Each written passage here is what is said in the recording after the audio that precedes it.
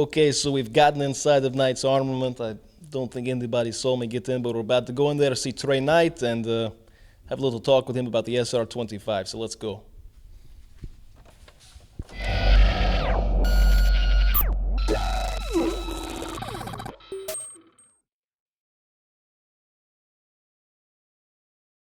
Okay, so we're here with Trey Knight. He's the Vice President of Sales and Marketing here at Knight's Armament. So today I guess we're going to talk a little bit about the SR-25. We're on limited time, so let's get started. Tell me a little bit about the rifle, what you guys do here, and what Knight's Armament's all about. All right, we'll try to do that in 30 seconds or less, so to speak.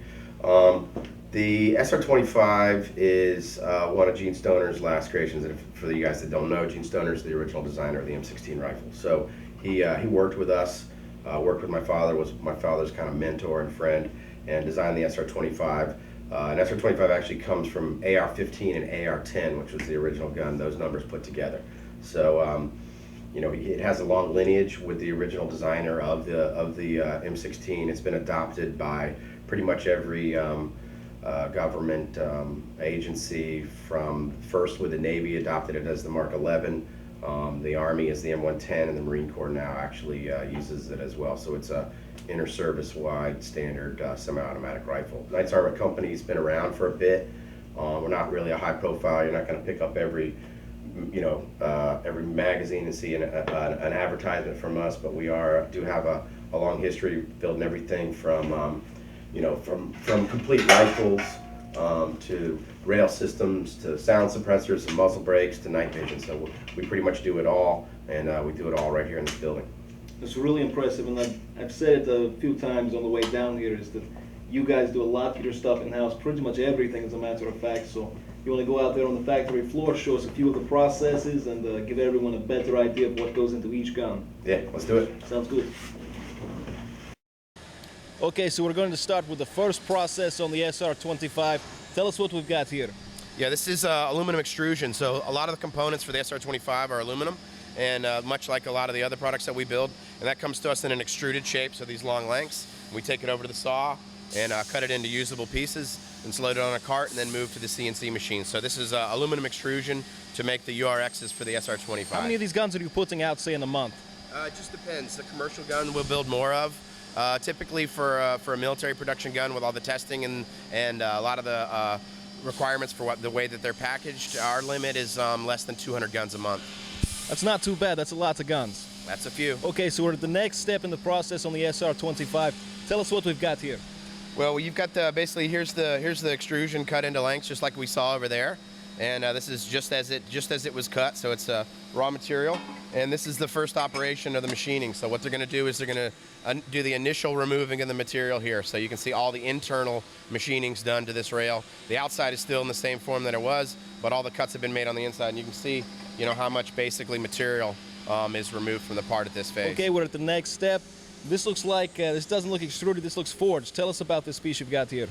Right, well, this is the actual lower receiver for the SR-25, and it does in fact come in a forged shape. So this is how we receive the material. So this material is struck and formed into the basic shape of, as you can recognize, the lower receiver for the gun. Obviously, there's a lot of material and a lot of machining that needs to be done to this, but it is it's a much closer state to the final product when we receive this piece. That's pretty cool. It is nice. So these come to you just like this, in this form? They do, just like this, yep. That definitely saves a lot of time. That's right. Okay, let's move on to the next step. Sounds good. Looks like this is our piece after all the machining has been done. How long does it take to do all that machining? I'd have to check on and give you a runtime on it. It's a matter of minutes. It happens very quickly. Obviously, this is first operation again, so all just the internal cuts are made. You can see how it's threaded in the back here for the buffer tube, and the cutout for the trigger area, and the basic cutout for the magazine is done there too. The trigger is threaded for the pistol grip. So you know, you've got probably about 3 or 4 ops that are done to this part to get it to this phase here, and this is all done all at one time while it's in the machine. So then it's removed from the machine, and what they call the second operation, or the second time you fixture it, and they'll do a lot of the cuts on the outside of it. That's really cool. What kind of machine does all of the work here? Again, it's a CNC mill. So a mill, yeah. Okay, let's move on, see what else you got. Moved along a little bit. What do we have here? This looks a little bit more important. Yeah, this is a bolt carrier. So again, I always call like the bolt carrier and the bolt and a gun kind of like the motor. You know, the external components are obviously important, but these components, you know, really have to do with the reliability and in some cases the accuracy of the gun. So here you can see our bolt carrier, and it's fairly far along in its phases. There's obviously some heat treating and different ways at which material is removed from this part that I'm not going to really go into on camera, but you can see this in this stage, and you know it's before plating and everything else, but you can really see from the lack of machine marks and the way the part looks, we take a lot of care to, so to speak, to build this specific component by looking at the finishes on it. Absolutely, there's a lot of machine work there. That's a very impressive piece. Okay, so these machines here look a little bit different. I just want to stress that you guys, we're not in the same room as we go from station to station. Every process we show, there's an entire room just to do that process. So what do we have here? Yeah, this is the lathe department. So this is the type of machine that's in here. It's called a lathe, and the part spins and it removes the material while the part's spinning. So this is a buffer. You know, that's out of a rifle. So it's a piece of aluminum that's machined, hollowed out in the middle, and then he gets this outside profile. So again, this is just to show you a different type of equipment than the mills, and a lot of times the parts will have either are built completely on a lathe, or there's a lathe operation, and then it goes into the mill department where it's finished up. Very nice, very nice. So I was impressed with the machinery out there on the floor, but now I'm really impressed. You got a lot of guns here. Tell us what we've got. Yeah, well, this is obviously a batch of M110s as the U.S. Army receives them. So these have been painted. The new plastic will be put on, so that we paint them with so to speak, sacrificial plastic. So then this is fresh out of the paint shop, and you know, after it's completely assembled and tested and everything, and then they'll replace the plastic, mount the scope, do some further acceptance testing, and package these things up and ship them to the guys. Can I ask exactly how many rifles? Well, you don't know exactly. About how many rifles do you think we've got in this room? Well, you're going to have, you know, roughly 24 per rack. So, you know, I'd say there's about 500 and 600 guns behind us here. Most of these are commercial guns, so you see a lot of 5.56 commercial guns mixed in with the back row over there is some military guns. So a lot of the tan guns, or the flat dark earth guns that you see are slated for our U.S. military. That's really impressive. He's got almost as many guns as I've got in my bedroom. Okay, so great. We've seen how the SR-25 is built. We've learned a little bit about what its purpose is in the field. Now we're going to put a few rounds down range and just see just how accurate this thing is. So let's get started. Okay, so we're set up here at our bench. Going to see just what kind of accuracy we can get out of our SR-25. Going to send 3 or 5 rounds round range, see what we can do.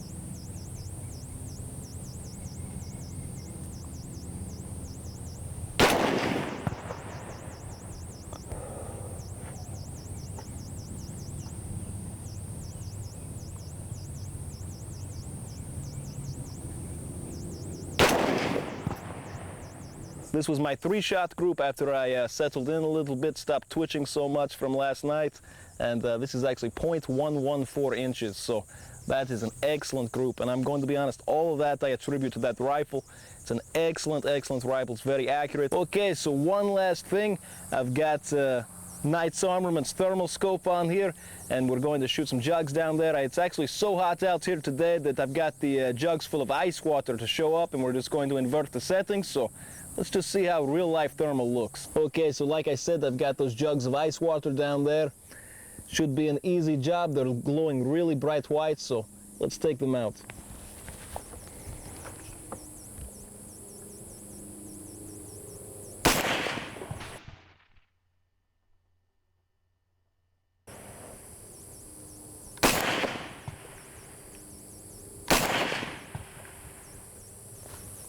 That's absolutely incredible. When you've got thermal like this, nothing is going to get away from you day or night. And I'm really impressed. This is the first time I've played with thermal, done anything like this. And I really hope the footage from that we're capturing over here on my laptop comes out. We've been through it a couple of times, but what's cool about the SR-25 is you get the same level of quality that goes out to the consumer like you, that goes overseas to the snipers that are in the field. So SR-25 is one hell of a rifle. Well, that is, I think, all we got for you today. Hope you guys enjoyed. And as always, have a nice day.